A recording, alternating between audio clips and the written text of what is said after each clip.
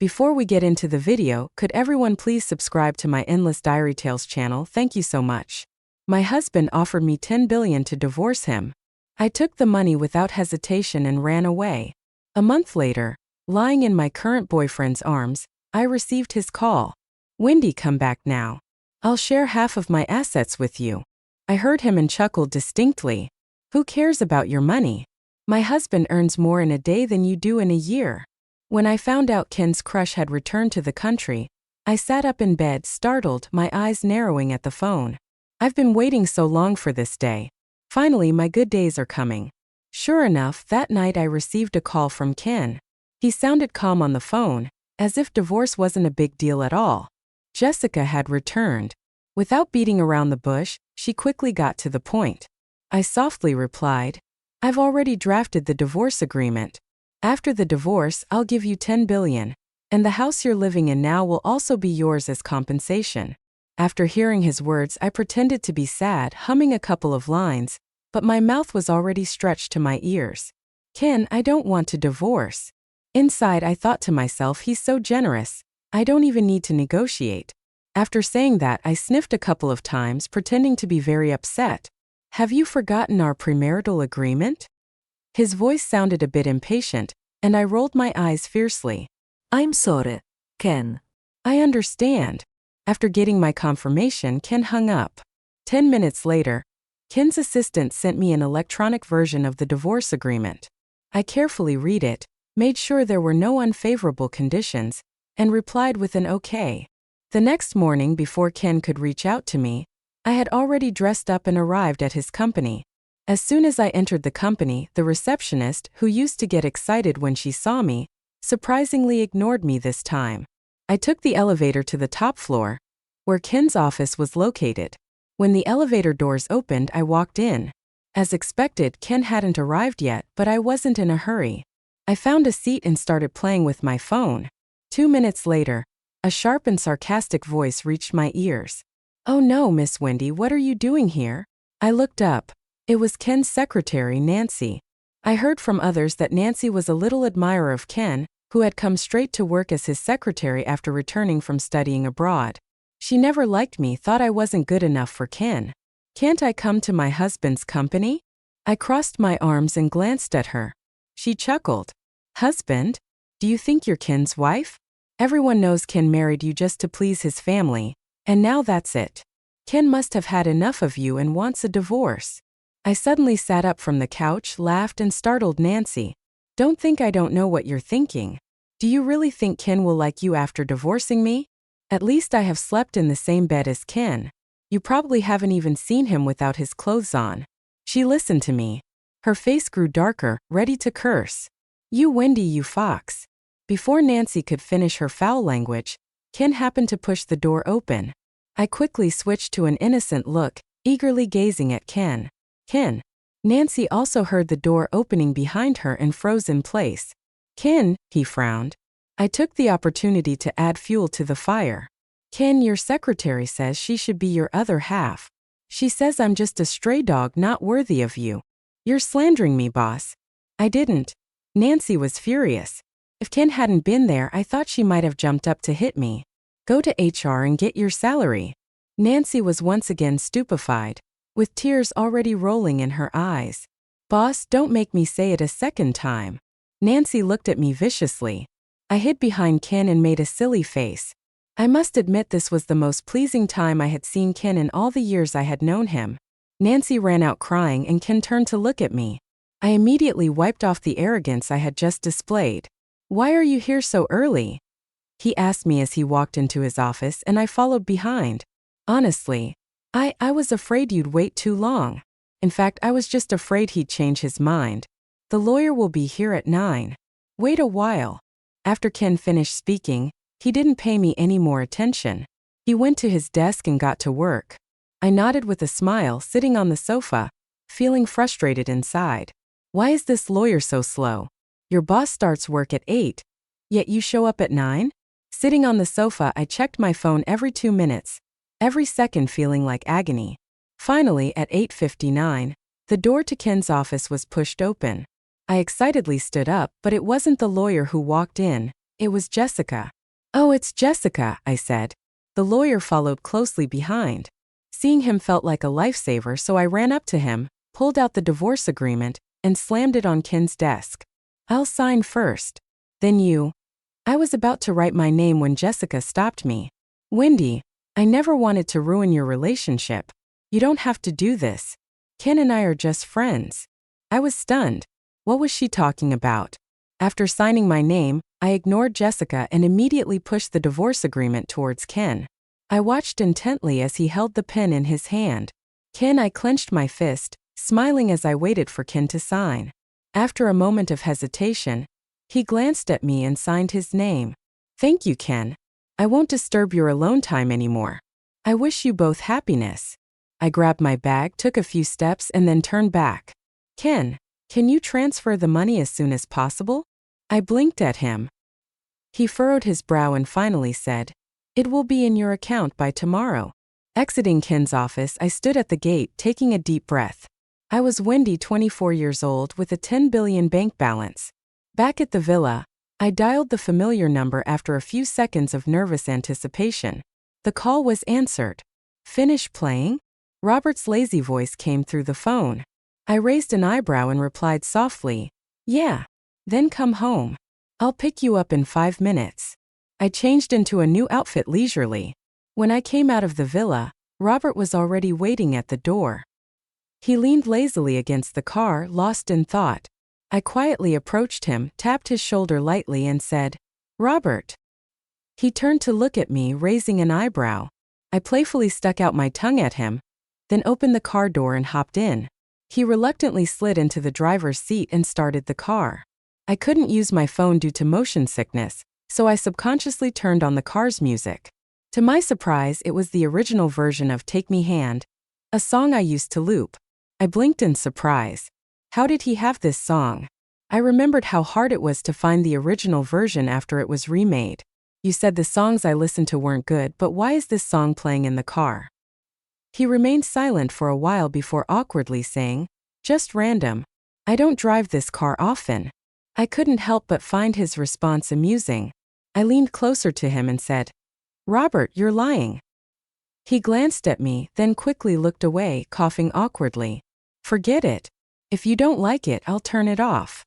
As he reached for the music controls, I stopped his hand, saying, "I like it. How can I not? You should know by now." I smiled knowingly and remained silent. When I woke up, I found myself in front of a standalone villa with a garden. It was time to get off, so I wiped my mouth and prepared to exit the car. Looking at the villa, my pupils dilated in surprise. "Why did you bring me here?" I pulled my clothes and sat up. "Aren't you going to explain to Mom what you've been doing for the past 2 years?" Robert's tone was calm. I rolled my eyes distinctly. "You and Mom know exactly what I've been up to." Without another word, the car entered the garden and stopped steadily at the villa's entrance. "Get out." I sighed and opened the car door. Before I could react, the door had already opened. My mom ran excitedly out, followed by Robert's dad. I was caught off guard by my mom's embrace, and Robert's dad came over to pat my head. "Wendy, you finally decided to come back." I was at a loss, so I just blushed and nodded. My mom let go of me, her eyes red, and Robert's dad pulled her into his arms, patting her back and comforting her. Standing there, I couldn't help but wonder if all those years of fighting were in vain. Why am I just standing here when Andy has cooked? "Let's go eat."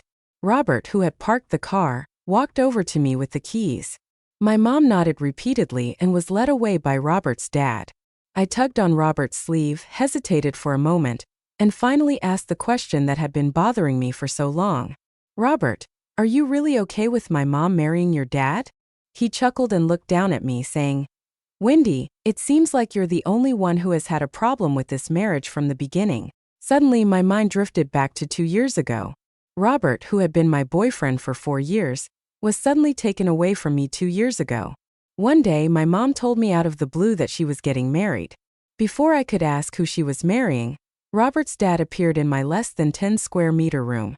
He came up to me, pulled out a document, and I couldn't believe my eyes, almost passing out from shock. Robert's dad and my mom got married, and it was him pursuing my mom relentlessly for as long as Robert and I had been together. My mom apologized to me with a guilty look, but I pushed them both out of the house in a fit of madness that night.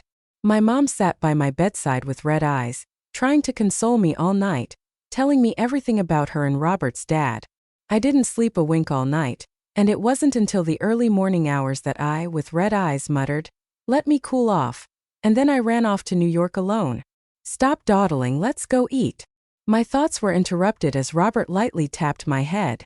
Coming to my senses, I followed his lead. At the dinner table, none of us said a word. Finally, it was Robert's dad who spoke first. "Wendy, there's a company party in 2 days. You and Robert should go and have some fun." I immediately nodded with a mouthful of pasta. Robert chuckled and teased, "Why don't you bring your mom along?" Robert's dad gave him a stern look and said, "Your mom and I are going on vacation in Hawaii tomorrow. No time." I stared in amazement at their conversation, unable to swallow the pasta in my mouth. After chewing on it for a while, their happy family of 3 seemed like a slap in the face to me from 2 years ago, no doubt throwing in a couple of jabs at me. In a standby mode, I aimlessly got through the next 2 days and was dragged by Robert to the party. I thought it would just be like the previous parties he took me to, boring small talk and flattery. I wanted to follow Robert in a dull manner, but the appearance of a familiar figure completely snapped me out of my stupor. "I'm sorry, Robert, it was not intentional." A familiar voice sounded, and when I came to my senses, Robert's gray suit was already stained red. The woman who spilled the wine immediately started rubbing his chest with her hands, muttering continuously, "Sorry, Robert. Let me wipe it clean for you." I looked down and saw the woman's face, and the next moment, my right hand uncontrollably pushed her to the ground. It was Jessica again. "Wendy." The woman sat on the ground, staring at me in disbelief. I was also taken aback. "If Jessica is here, then is that Ken? Jessica, what's wrong?"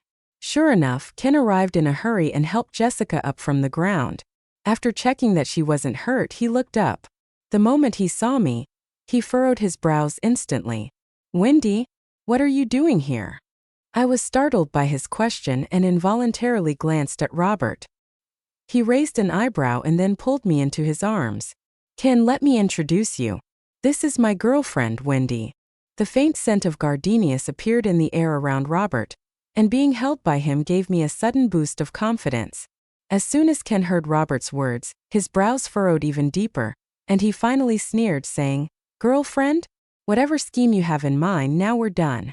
Don't you lay a hand on Jessica." Upon hearing Ken's words, I laughed. "Ken, have you gone crazy? It was your little girlfriend who spilled wine on me." I paused, looked at Robert, locked eyes for a moment and continued, "And I'm going to help him clean it up." When Jessica, shielded by Ken, heard this, tears immediately welled up in her eyes as she explained sadly, "I really accidentally spilled wine on Robert and just wanted to help clean it up. I didn't mean to do it. I know you might resent me for taking Ken away, but we really are just..." I was stunned by Jessica's words, utterly shocked. In the end, I couldn't take it anymore and snapped back at her. Jessica was left speechless by my retort. After a second of confusion, a waterfall of tears struck, startling me. Finally, Ken couldn't bear it and comforted Jessica for a few moments before turning to me. "Wendy, don't go too far." I was initially going to confront him together, but Robert pulled me behind him and spoke first. "Ken, who's more out of line now? You should know without me saying it. Do you think Jessica did nothing wrong and should be allowed to freely rub her hands back and forth on my chest?" Listening to Robert, I secretly felt delighted that he was so good at arguing and didn't let me lose at all. Ken's face turned pale, and he stammered for a long time before squeezing out a sentence. "Even if it's Jessica's fault, she should apologize to Jessica." Robert snorted coldly. "She shouldn't have pushed. She should have slapped her and asked why would she still come over when she saw someone by my side? Is Jessica really blind or pretending to be blind?" I was behind Robert, my mouth already stretched to my ears. Ken might have realized he was in the wrong, so he didn't continue speaking, just took Jessica's hand and turned to leave. Seeing this, I couldn't let them leave just like that, so I stood up and shouted, "Ken, keep an eye on your girlfriend. Make sure she doesn't stick to someone else." Ken stopped in response, turned around and gave me a cold stare. Startled, I quickly hid behind Robert again. Even though someone had my back, who knows if Ken, if he really got mad, would come and kick me? Robert wasn't afraid at all, meeting his gaze. I saw Ken's lips tremble several times, but in the end, he didn't say a word. After Ken left, the crowd dispersed from the scene. A few flamboyantly dressed girls approached, batting their eyelashes and getting close to me. "You must be Robert's sister, right? We haven't seen you before, and now that we have, you're even more beautiful than the rumors say." The girl in the purple fishtail dress was the first to speak. She came closer to me and naturally took my hand in hers. Frowning, I remembered that when I had just entered with Robert, her eyes were the widest. I ignored her and tugged at Robert's sleeve, gesturing with my eyes. Catching on, he pushed aside the girls who had surrounded me. "Sorry, Wendy is not used to this kind of occasion, so I'll take her away first." With that, he took my hand and led me away from the onlookers' gaze. As we sat in the car, I was so excited I couldn't help but stomp my feet. Robert looked at me helplessly. "Are you happy now?" I covered my mouth, nodding vigorously. Once back home, I kicked off my 8-centimeter heels and collapsed on the bed like mud, falling asleep instantly. In a daze, I heard Robert call my name. I grumbled in response before closing my eyes again. Then I saw Robert carrying a basin of warm water, and in the next moment, a warm towel enveloped my face. I luxuriated in rubbing my face against the towel, listening to his somewhat aggrieved voice. "To think that even in your second marriage you could find such a good man like me. You're really lucky." The next morning, the tight evening gown had been replaced with an unfamiliar pink pajama.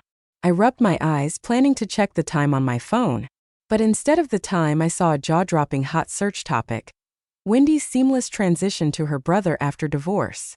I clicked on the report, confirming that the Wendy mention was me, and pinched my thigh hard a couple of times.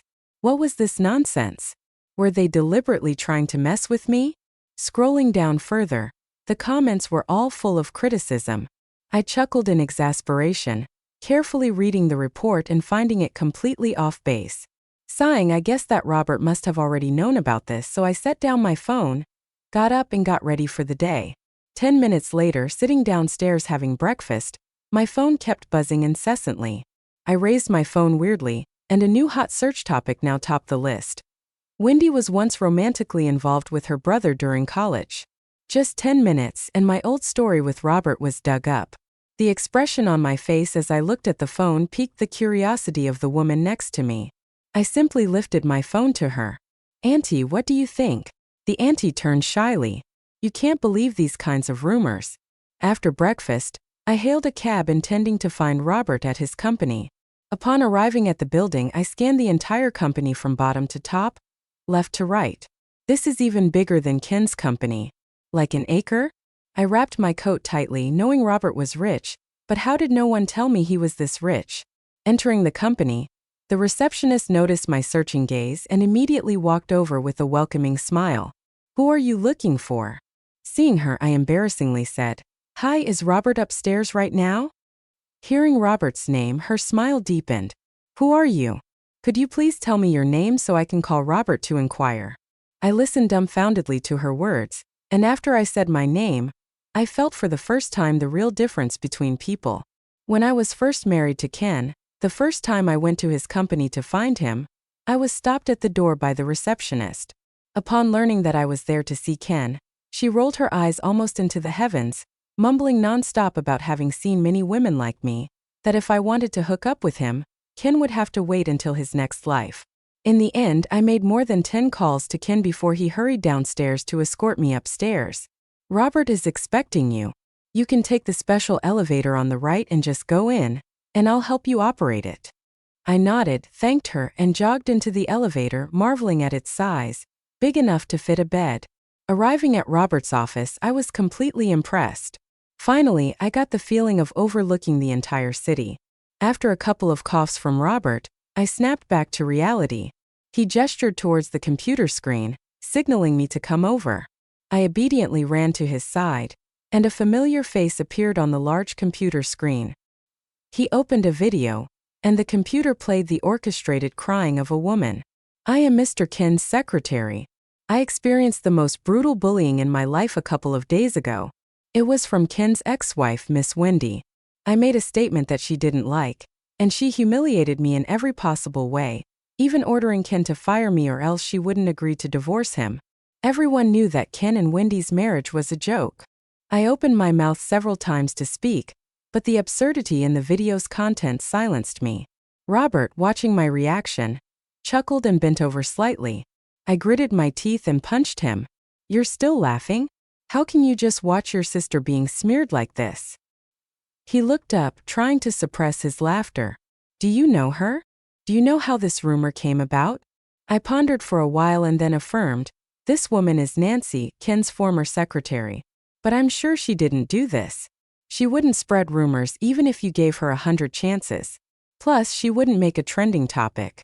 Robert patted my head and chuckled indulgently. "Pretty clever." I looked at him and asked, "Have you found out the truth?" Robert took a couple of steps forward, ignoring my question. I grinned mischievously, knowing he must have already known everything. I approached him, grabbed his arm, and coquettishly urged him, "If you already know, aren't you going to help your little darling? Can you bear seeing her being defamed by these villains?" Once again, Robert was amused by my antics. He sat in front of the computer and switched to another page. Several chat records appeared on the screen, showing a conversation between a username, Little White Rabbit, and DS Entertainment. "Just post it like this, I have edited it." "Miss Jessica, are you sure this information is real and valid? What if it's not? This is the real deal. Do you think the information I gave you is fake?" No, Miss Jessica, it's just that this time we're involving Robert. You know our small workshop can't afford to mess with these big shots. What are you afraid of? This is a genuine piece of news. What can they do to counter it? Besides, it's not like she's the only one with connections. Haven't you forgotten the people behind me? Stop babbling. Get it done and I'll give you an extra 100 grand. I knew it was that woman, Jessica. Saying that, my teeth almost itched with anger, imagining Jessica probably laughing about it somewhere. The situation escalated rapidly. Workplace bullying by Wendy quickly shot up to the top of the trending searches. Online users also dragged Jessica into the fray. They learned about Jessica's traumatic experience. I intercepted, running to her posts and sympathizing with her, feeling sorry she had been overshadowed by me for so many years, even though she seemed so in love with Ken. Just as I opened Jessica's blog, she updated, "Thank you for your concern, I'm fine. Ken and I are doing well now." Below was a photo of them holding hands. Immediately, her comments section flooded with sympathy. I was close to rolling my eyes to the heavens. Robert leaned over, glancing at my phone. I turned to ask him, "Guess what Jessica's next move will be?" Robert raised an eyebrow, probably aiming to take your place. Confused, I asked, "What position? Does she want to be your sister too?" Robert's expression darkened and he turned away from me. Realizing I spoke out of turn, I lowered my head and glanced at my phone. After refreshing the page, the first thing that popped up was the statement issued by Robert's company. "Further matters have been handed over to lawyers for handling." My eyes widened. When I checked back on the top trending news that accused me of spreading rumors, the publishing company had already deleted the article and issued an apology statement. In an instant, the tables had turned. Online users expressed feeling like they witnessed a world war in just a few minutes. Some more sober-minded people began urging everyone to stay calm. At that moment, Robert picked up his coat, saying, "Let's go, we might miss the fun." Robert drove fast. 10 minutes later, we arrived at the airport. As the boarding announcement sounded at the airport, Robert nonchalantly sat beside me. I was wondering what he was up to when a woman appeared in front of me. Nancy. When I saw her, my brain quickly deduced everything before Robert spoke. "Who's gonna speak first? You or me?" In a disdainful tone, Robert silenced Nancy with just a glance. She stuttered, "It's all Jessica. She suddenly approached me last night, asking me to record a video for her. I thought she would only show it to Ken to make him feel sorry for her." I frowned and then? She hesitated for a moment, glanced at Robert and said, "I was also confused. She gave me some money. My mom got sick and I lost my job for my own reasons, so I..." She paused for a moment, realizing her explanation wasn't convincing me. Then she continued, "I can prove that Jessica is slandering you. When do I really got confused? I'm not the kind of person to make things difficult for others, and I can't stand seeing a girl cry. Do you understand what I need now?"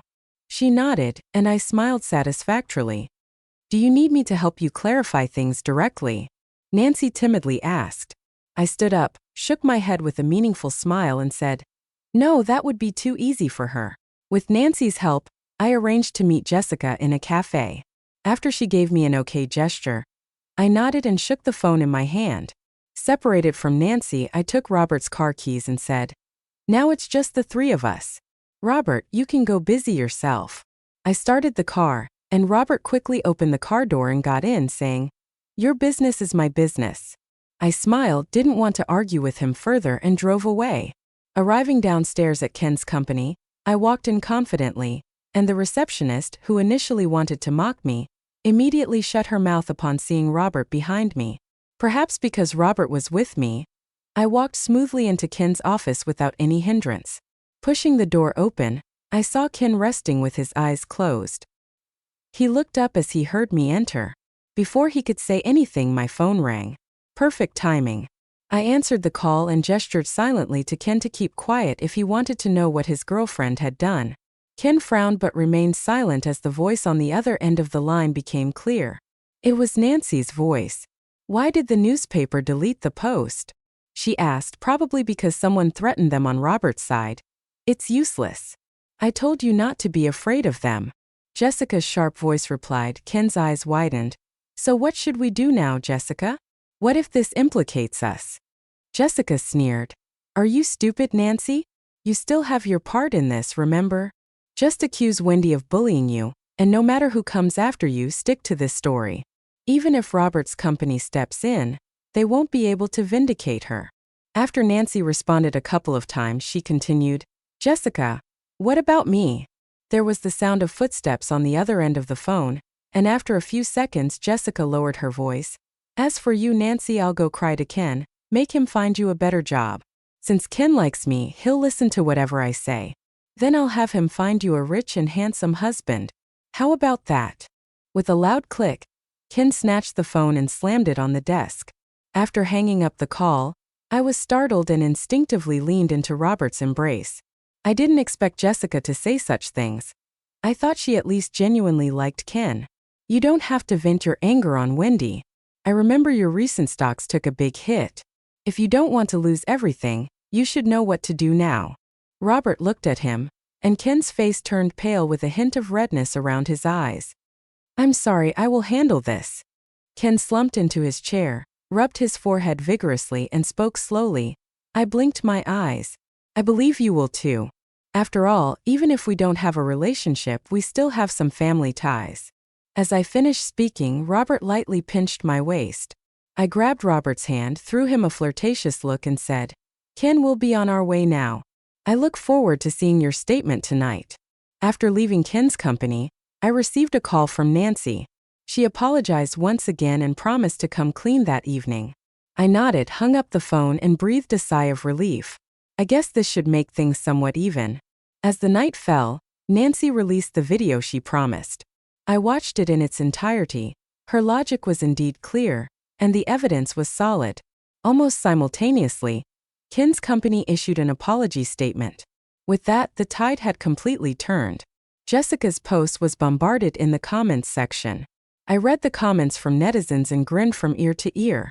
After scrolling for a while, a social media star suddenly revealed another bombshell. Jessica is the real master of deception.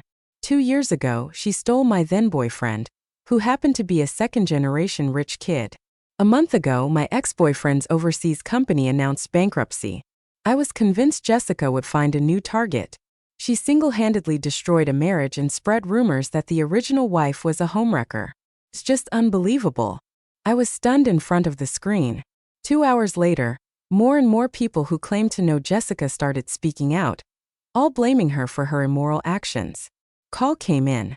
I already knew who it was, but I still answered. Wendy, how dare you treat me like this? How dare you? I chuckled as she kept on angrily berating me, with the honking of car horns in the background creating a noisy environment. Is this because you were kicked out by your beloved Ken? She hesitated for a moment, then went on a mad rant. It's all your fault. Everything should have been mine. Ken and Robert should have been mine. It's all your fault. You took everything away from me. I held the phone away from my ear slightly, Her voice was getting too loud.